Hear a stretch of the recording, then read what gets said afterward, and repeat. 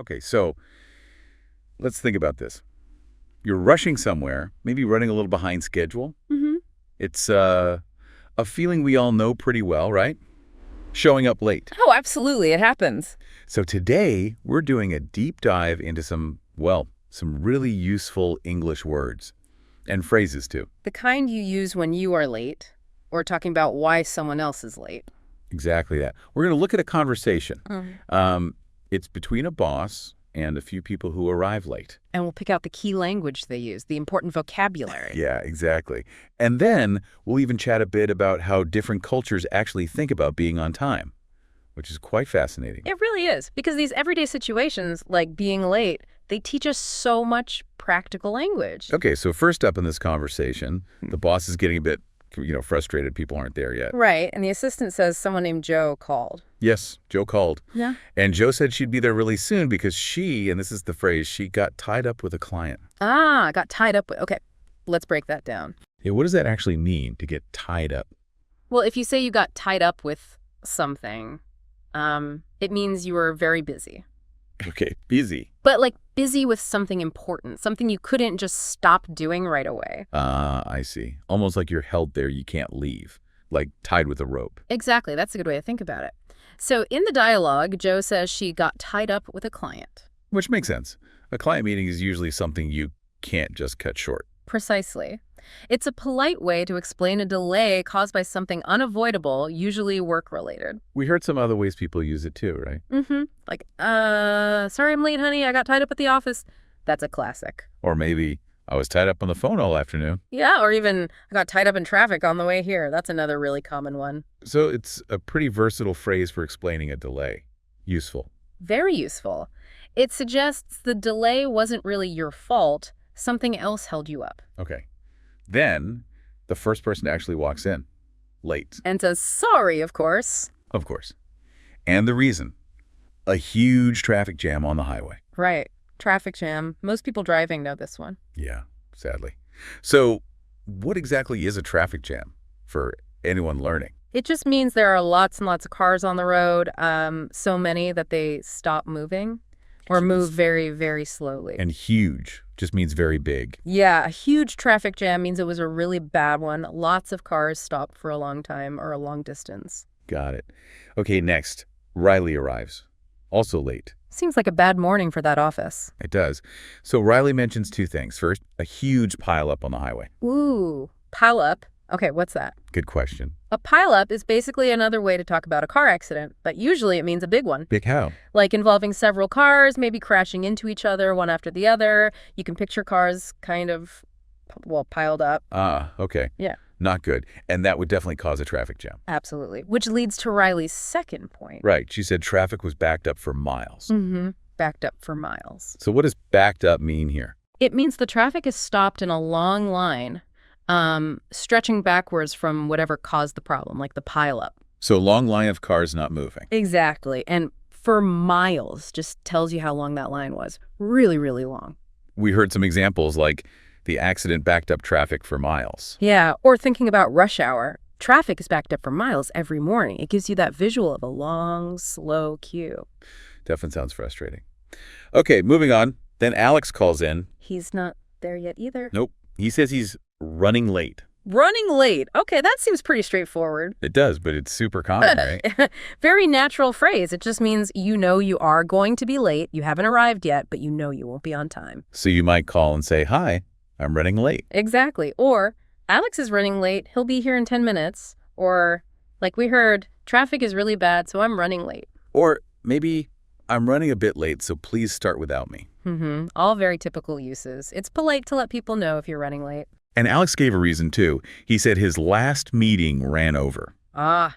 Ran over. Another great phrase. What does that mean, if something runs over? It means it lasted longer than planned. It went past the scheduled finish time.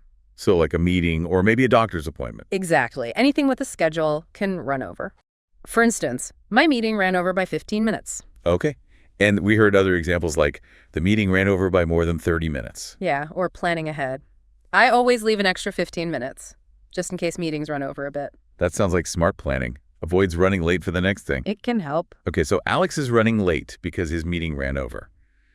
Then, the last person arrives. Finally. What Right. was their reason? Well, this one was maybe less convincing. A long line at Starbucks for coffee. Ah, coffee. Yeah, the people in the original conversation didn't seem to think that was a great excuse. No. It kind of highlights that some reasons for being late are generally seen as more acceptable, right? Oh, definitely. Unexpected problems like a pileup, or important work like being tied up with a client. Those usually sound better than, well, waiting for coffee. Right. Okay, so those are the main reasons. Yeah. Now, there were a couple more useful little phrases highlighted for fluency. Mm-hmm. Quick ones. Jo, when she called, said she'd be there in a sec. In a sec. Very casual. What does it really mean, like 1 second? Huh? No, not usually literally 1 second. It's short for in a second, but it means very, very soon. Like maybe in a minute or so? Yeah, probably about a minute. It's just a quick way to say, I'll be right there, or almost immediately. How's that different from saying in a minute? In a minute can sometimes mean a little longer. People might say in a minute, but actually mean maybe, 3 to 5 minutes. In a sec usually feels quicker, more immediate. Okay, good distinction. In a sec, super soon. In a minute, maybe a little longer. Pretty much. The other phrase was when Riley arrived, she asked if the others were stuck in traffic. Ah, stuck in traffic. Another very relatable feeling. So being stuck just means you can't move. Exactly. You're in that traffic jam and your car's stopped or barely moving. You feel trapped by all the other cars. Like the example, hello, Daniel, it's me. Yeah. Listen, I'm going to be late today because I'm stuck in traffic. Yep. Or warning someone, we should leave early this morning or else we'll get stuck in traffic. It really captures that feeling of being unable to proceed. Okay, wow. So we've got quite a few useful phrases there for explaining lateness, mostly related to work and traffic. Yeah. Got tied up with traffic jam, pile up, backed up for miles, running late, ran over, in a sec, and stuck in traffic. Lots of good stuff. Definitely. But then the conversation shifted to something really interesting, culture. Right. How different cultures view time and being on time. Because it's not the same everywhere. Not at all. This is super important if you travel or work with people from different places. What one person thinks is on time might be late or even early to someone else. Absolutely. Misunderstandings can happen easily if you don't know the local customs. So, for example, we heard about the Canadian perspective. If a meeting is scheduled for 9:00, It generally starts at 9:00, maybe 9:01, but pretty punctual for work stuff. and what about social things, like dinner, if you're invited for 6:00? Arriving a few minutes late, maybe 6:05 or 6:10, is often normal, even expected sometimes. Not super late, but not exactly on the dot either. Okay, so that's kind of a North American standard, maybe? Punctual for work, slightly flexible for social? Often, yes. But then we heard about Latin American or Hispanic cultures. Yeah, they mentioned Latino time or Hispanic time. What does that mean? Well, it suggests a more relaxed approach. For that 9:00 meeting, people might actually arrive between 9:15 and 9:30, and that might be considered normal within that context. Wow, okay. And for the 6:00 dinner invitation? Guests might show up closer to 6:30 or even 7:00, and the host might not even expect people earlier or have food ready right at 6:00. That's a big difference. Arriving at 6:00 might be awkward then. It could be, yeah. It might seem too early or put pressure on the host. It's a different flow. Fascinating. And then there was the German perspective mentioned. Right. Known for being very precise with time.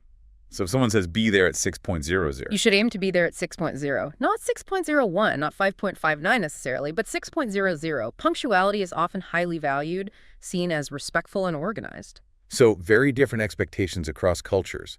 And what about starting the workday itself? Good point. In North America, often the expectation for a 9:00 a.m. start time is that you are at your desk, ready to begin work at 9:00. Not just arriving at the building at 9:00. Not usually, no. It means work commences then. It's about productivity and professionalism in that cultural view. But in other countries, the perspective might be different. Yes. In some places, people might arrive at the start time, say 9:00 a.m., but then they might take some time to settle in, get coffee, check emails, chat a bit, before properly starting their tasks. So the actual work might begin a bit later, even if they arrived on time by the clock. Exactly. It's just a different workplace rhythm and set of expectations. So the big takeaway here really is, well, be aware. Absolutely. Understand the norms and traditions about time and punctuality in the specific country or culture you're in. Pay attention to what people actually do. It can save you from misunderstandings, maybe some awkwardness, and it shows respect for local ways. Definitely. Okay, so let's just quickly recap the main language points we learned, got tied up with for being unavoidably busy. Mm-hmm. Traffic jam for stopped cars and a pileup for a big accident. Traffic being backed up for miles means a very long queue. Running late means you know you'll be late, and if something ran over, it went longer than scheduled. And the quick ones, Ah, in a sec, for very soon, and stuck in traffic for when you can't move your car. great summary. And alongside the language, we explored those fascinating cultural differences in perceiving time, From the generally punctual approaches in places like Canada or Germany, especially for work. to the more flexible Latino time concept, particularly for social events. It really makes you think.